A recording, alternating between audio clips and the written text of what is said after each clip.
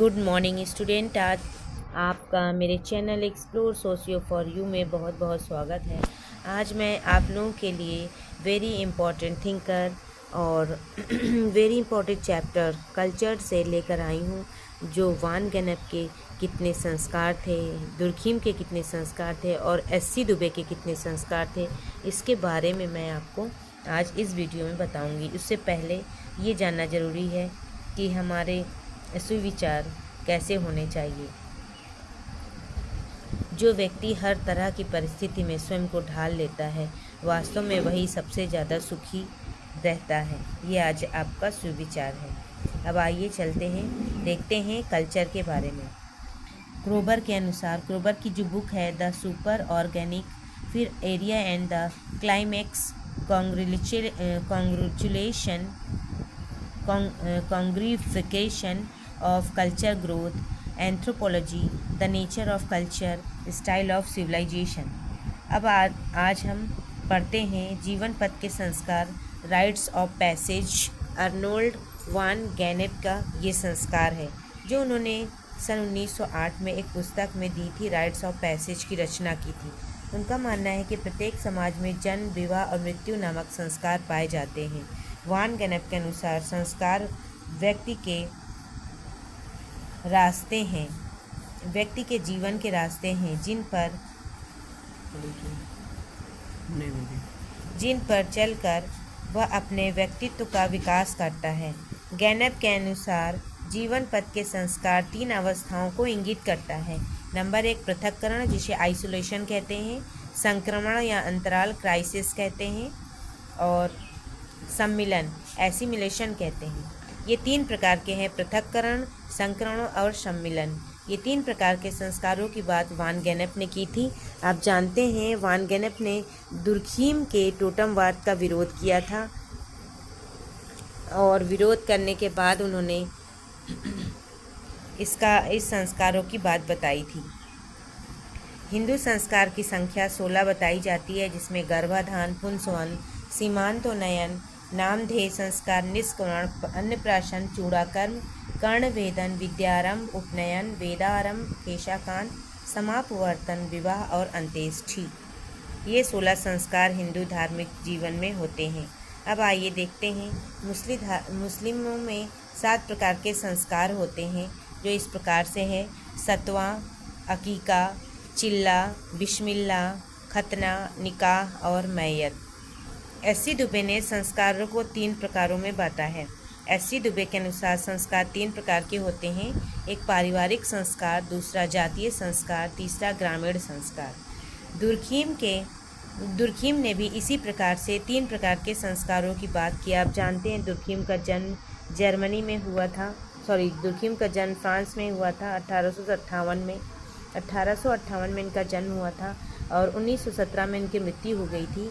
Durkheim विशेषकर आत्महत्या के सिद्धांत, सामूहिक प्रतिनिधान, सामूहिक चेतना और कलेक्टिव कॉन्शियसनेस या श्रम विभाजन, इन कई तथ्यों और धारणाओं के लिए जाने जाते हैं। दुर्खीम प्रथम एकेडमिक शिक्षक के रूप में भी जाने जाते हैं और दुर्खीम ने प्रकारवाद का व्यवस्थित अध्ययन भी किया था, ये आप जानते हैं। दुर्खीम के बारे में जितना भी कहा जाए वो कम है। दुर्खीम ने अनुष्ठानों की बात की है। दुर्खीम के अनुष्ठान या संस्कार इस प्रकार से हैं: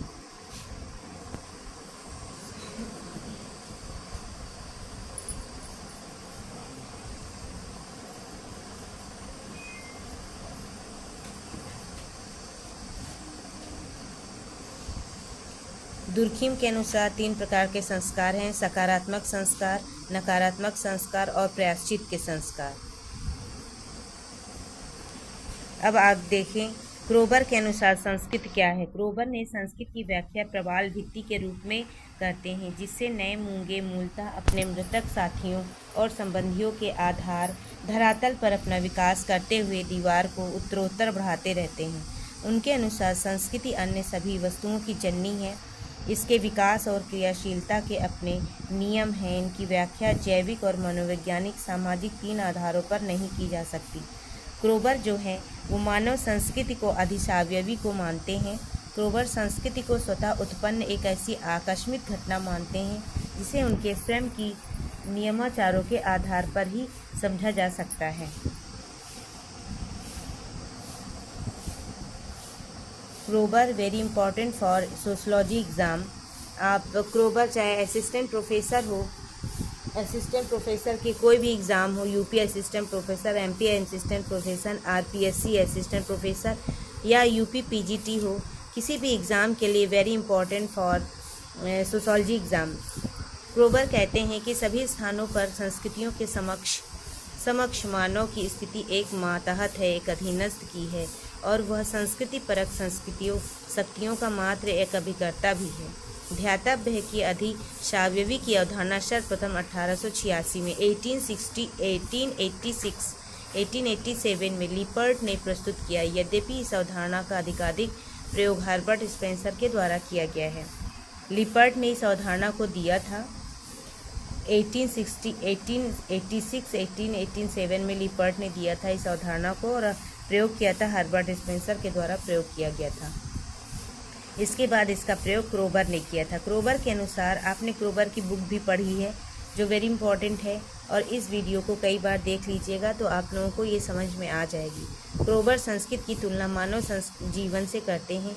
जिस प्रकार मानव का जीवन उच्च चक्र, उद्भव, विकास और पतन की ओर अवसान के क्रमिक स्तरों से गुजरता है, उसी प्रकार संस्कृति का भी जीवन चक्र चलता रहता है।